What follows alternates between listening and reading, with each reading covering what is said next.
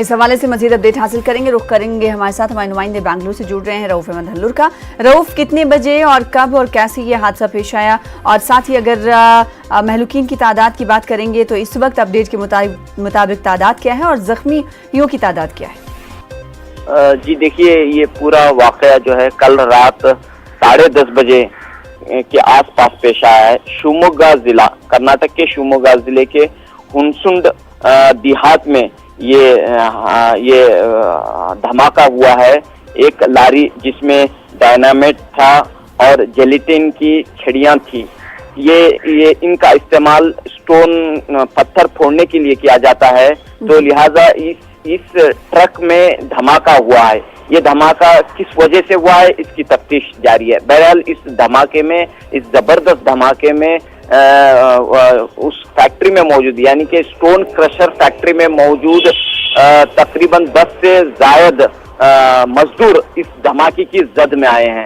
تو اب تک جو اطلاعات ملی ہیں، تقریباً 8 افراد کے ہلاک ہونے کی خبر ملی ہے، جس میں 6 لاشوں کو برآمد کیا گیا ہے۔ مزید اس دھماکے میں پھنسے یا پھر اس اندیشے کے تحت مزید تلاش جاری ہے اور راحت اور بچاؤ کا کام اس وقت جاری ہے۔ ہم دیکھتے ہیں کہ یہ جو فیکٹری ہے، سٹون کرشر فیکٹری، سٹون کرشر فیکٹری ایک نجی فیکٹری ہے جس میں یہ دھماکہ پیش آیا ہے۔ تو وزیر اعلیٰ یڈیورپا نے اس دھماکے پر گہرے دکھ اور درد کا اظہار کرتے ہوئے اعلیٰ سطحی جانچ کا حکم دیا ہے۔ ایک ٹیم کل رات ہی بنگلور سے شیوموگا کے لیے روانہ ہو چکی ہے اور اس تعلق سے مزید تفصیلات اور معلومات حاصل کی جا رہی ہیں، اور ساتھ ہی جہاں تک زخمیوں کا سوال ہے انہیں مقامی اسپتال میں بھرتی کیا گیا ہے اور ان کا علاج جاری ہے۔